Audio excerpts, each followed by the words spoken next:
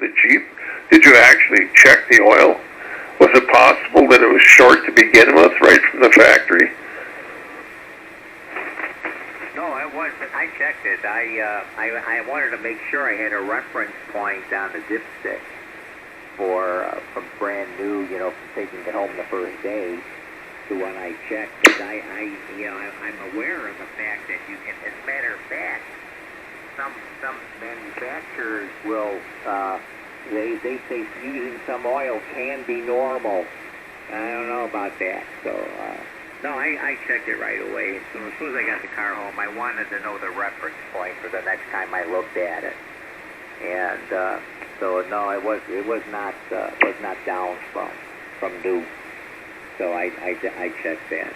But see, that's another thing too. My friend told me, because they keep in mind now the drivetrain on most makes I think is longer than the regular full warranty. And he says they're not going to tell you to not change oil if it's going to cause you to have, where you're going to have to get major, valve job or top, like in the instance of my Penn-Star engine, the 6-cylinder, it's double overhead cam. There's 4 cams in that thing just for a little 6-cylinder. That's a lot of things spinning around in there. But like I said, I don't tow, and the manual does have a different maintenance schedule. And you do serious towing. I mean, I'm not pulling a little boat. A lot of people have a little boat, or they have a little camper, pop-up camper. I mean, you pull another equal, almost. I would imagine that thing must weigh as much as a truck. So that's a lot different. That's definitely a lot different. Now your vehicle, one of the things you can go through on the dash, you can see the transmission temperature, can't you, Bud? Yeah, in fact, I have a 4th or 5th gauge. I don't know which 4th or 5th gauge position that I can have either display turbocharged boost, or it can display temperature transmission temperature.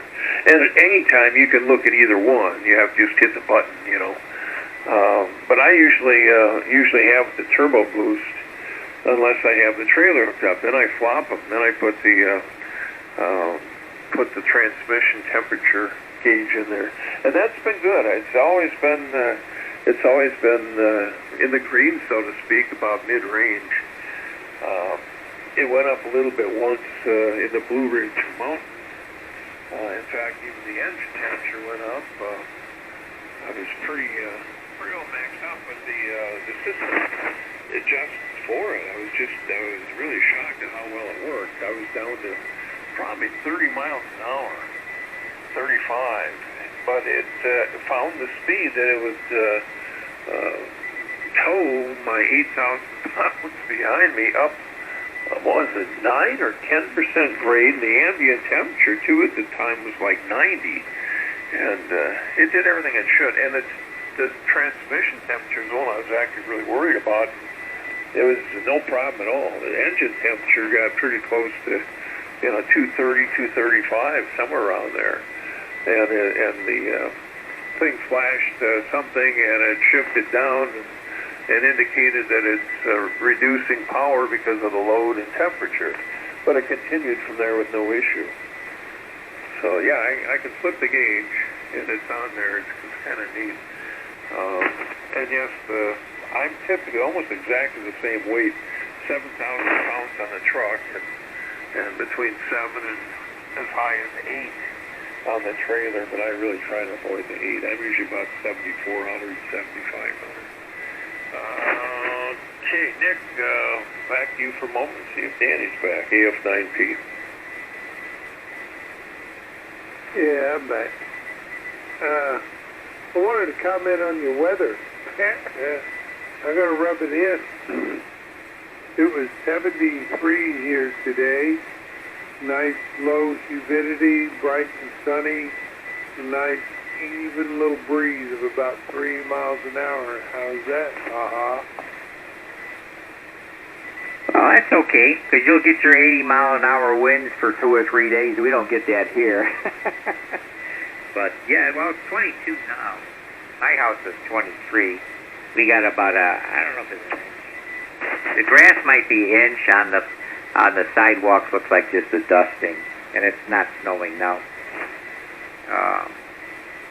But we're going to warm up. I don't even think I'm going to do anything about it. I think Sunday's supposed to be 56. It's going to go above freezing tomorrow. Not a lot, 37 according to the forecast here. But Sunday's supposed to be 56. Monday 56. Tuesday 65. Oh, we'll be sweating bullets over here, Danny. Yeah, keep in mind we're adjusted for the cold. They turn 60 degrees out after it's been in the 30s. It's like summertime. But anyhow, yeah, it looks like I don't think I'm going to even bother with the snow. Not worth it. My driveway looks like, I looked out the front window, looked like it was about 2/3. Didn't even have any snow on it. It was mostly melting because the temperature was up, so the concrete was a little warmer. So, okay, I was just curious. I figured that would be. I was wondering if it ever, towing. When you were towing, did the transmission temperature go up? Well, was it noticeably? But it sounds like it's got more than enough cooling capacity, and mine always, because I'm not towing anything. Even on the Charger, it's always pretty low temperature, and then the oil temperature is not bad. It's usually on the low side, and the Jeep, that thing runs cool. The water temperature, the coolant temperature is noticeably less than it is on the car. I don't think I could figure that's a little more of a utility vehicle, so it's probably got some more cooling capacity. It does not have the towing package, but apparently everything on there is more than adequate for just having it. Yeah, that's what I thought about that trailer. I had a hunch it was about the same weight as the pickup. Yeah, that definitely is a strain. That's a strain on the brakes and everything. But yeah, it's one thing I noticed when I drive the Jeep and the Charger. The Charger all-wheel drive, automatically part of that package is it has the brakes from the RT. It's got the heavy-duty performance sport brakes. I don't know why. I guess because of the all-wheel drive is more weight and stuff. And I notice a difference in when I tap on the brake in the Jeep and I tap on the brake in the Charger has a little more grip to it. Definitely has more grip to it. And the Jeep feels pretty normal, but I can tell the difference that the heavy-duty performance brakes are compared to the standard brakes that my Jeep has, because I don't have the towing package, and I wouldn't need it. There's nothing I have that would warrant that, and it doesn't really have much. It's the Latitude package, so it's the package one up from the base package. The only real options on it were the winter, the cold weather package with the heated seats and all of that, and the upgraded Uconnect radio system, with it, so it's got the GPS and the bigger screen and all that stuff. And I wanted that too, and it's got the remote start. I wanted that. I should have got the heated seat. But anyways, the Charger, I wasn't figuring on driving it all winter anyway. So but it is nice. I really like I think I like the heated steering wheel more than the seats, because your hands my hands. I got a little skinny guy, and my hands can get cold and stay cold. AF9P in the group, WB9MXX. Yeah, we got 19 here now. Danny, it sounds cold, I know, but I've been out in shirt sleeves here for the last 2-3 days, even today, until this afternoon when the sun went away and started blowing. But I'm not complaining at all. And as Nick said, it's supposed to be warming up. The downside is, though, I don't know if you looked around, Nick, man, there's a lot of buds popping on trees already. Our pussy willows out here, they've got buds on them. This is all like a month ahead of time on some of the stuff, 2 months ahead on the others. I wonder, too, on the next rotation, if you remember that January we had, must have been 6 years ago, it was very similar. In fact, it affected dramatically in a negative way Door County. The cherry crop was virtually destroyed because of the early buds and bloom of the cherry trees. It turned around and heavy freeze a month later and killed their crops dramatically. That was 6 or 7 years ago, I'm thinking. And I'm a little, I guess, a little overkill. Some people say, I don't know. I would have liked to have had an F-250, but there wasn't any available. A year old that I could find. Dealer couldn't find. Didn't want to buy a new one due to cost. So the trailers I've been towing is the second one in 4 years. And they're right around 8,000, 8,200 pounds fully loaded and within rating. Combined weight, total towing weight on the road is 15.6. So I'm like 92%, which doesn't leave a lot of margin. So I've done a lot of compensating for it. A, driving it reasonably for one. B, I did change brake pads and different rotors, slotted and drilled rotors with ceramic pads, made a difference. It does have heavy duty towing package, etc., for cooling and what have you. There's a second time round on the transmission. I changed that at 60. They say don't even do it until 100, but I don't believe them. And same with the other fluids and even the tires. I'm on the third set of tires, and this time I went even heavier than it had before. I'm running load range E tires, light truck tires on the F-150, and I'm paying for it with in a little bit of noise on the road, but I can wear your plugs, I guess. It's not that bad, but yeah, I really wish I had an F-250 for this, but it's just so out of whack. So I do go a little overboard. I do change the fluids more often, and yes, I 4,000, 4,200 miles tops on the oil. And I usually do either a lubrifier or a Wix filter. I won't put a frame on there. I won't put an AC Delco, and I won't put a Ford filter on there either. So again, a little overkill. Yeah, KK5XU, AF9P. 19 degrees, but it's getting warmer, Danny. Yeah, you still there, Richard? Yeah, KK5XU in the group with me. I got a light copy on AF9P run, and it's barely here and there. But I hear you all the time on the side phone because I've got a little bit better reception on that on the high angle. But yeah, it's cold here tonight too. Light up things now. Temperature is probably in the 20s. And tomorrow we're supposed to get some pretty good wind, so the wind chill will be down in the teens. So a big contrast from a couple days ago, and a big contrast from the warm up, on Monday. So very good time of the year. And 20 meters was wide open tonight.